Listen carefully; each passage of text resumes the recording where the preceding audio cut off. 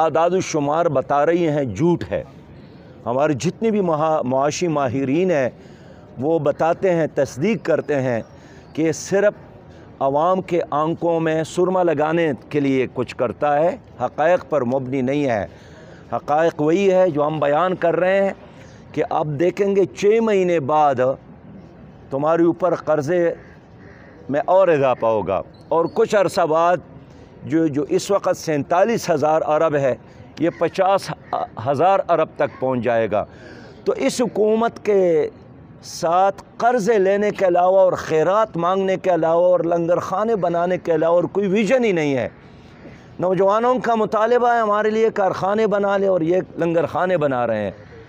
लोगों के साथ वादा किया था 50 लाख घर देने का, और अब कहते हैं हम आपके लिए मुसाफिर खाने बनाएंगे। तो कौन दूर दराज इलाके से 100 किलोमीटर फासला तय करके मुल्तान में लंगर खाने में खाने के लिए आ सकता है? ये फ्रॉड है, ये धोखा है, ये कौम के साथ एक मजाक है। बहुत शुक्रिया। अदालती निज़ाम पे आप एतमाद रखते हैं? एक और दूसरा, कल वज़ीर-ए-आज़म खुद पेश हुए APS में।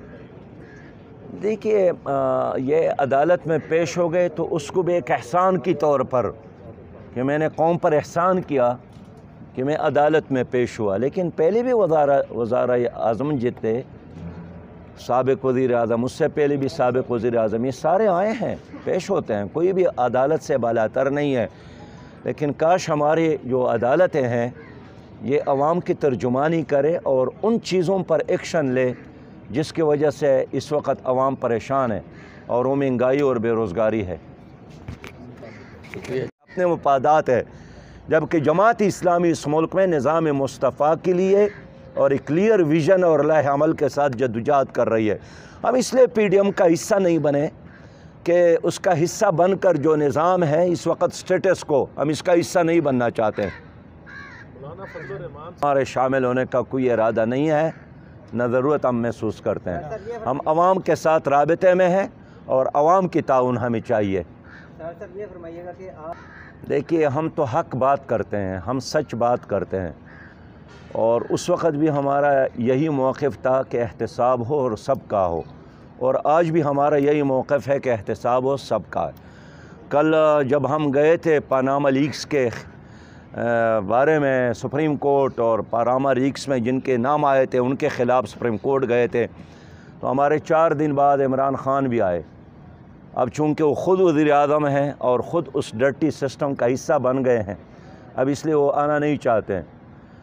लेकिन मैं चाहता हूँ कि सब लोग आकर हमारी इस पिटीशन का हिस्सा बने अगर वो एहतसाब चाहते हैं। इस्लामाबाद डी चौक में हमने बेरोज़गार नौजवानों को बुलाया है, और उसमें इंशाअल्लाह हम फिर आइंदा लाहे अमल का ऐलान भी करेंगे। देखिए, हम तो ऑलरेडी अदालत में भी गए हैं, दोरा पीपल्स में जिन लोगों के नाम हैं, पीपल्स पार्टी और मुस्लिम लीग और PTI इसलिए उस पर बात नहीं करती है कि उनके लोग उसमें शामिल हैं। पनामा में भी इन तीनों लोगों के शामिल हैं, इन तीनों पार्टियों के लोग शामिल हैं, और ये हक़ सिर्फ जमात इस्लामी रखती है, और जमात इस्लामी ये काम कर सकती है इसलिए कि हमारे किसी कारकुन, वज़ीर, साबिक़ मिनिस्टर, सेनेटर, MNA के दामन पर करप्शन का धब्बा नहीं है। इसलिए हम बड़े खुले दिल के साथ और एतमाद के साथ अदालत में भी गए हैं, और इंशाअल्लाह ताला चौक और चौराहों में भी हम आवाम की नुमाइंदगी करेंगे। जनाब से अगर आप कोई सियासी जमात जानते हैं, आने वाले इलेक्शन के लिए अभी से इलेक्ट्रॉनिक मशीन लगाकर धांधली का मंसूबा इस हुकूमत ने बनाया है।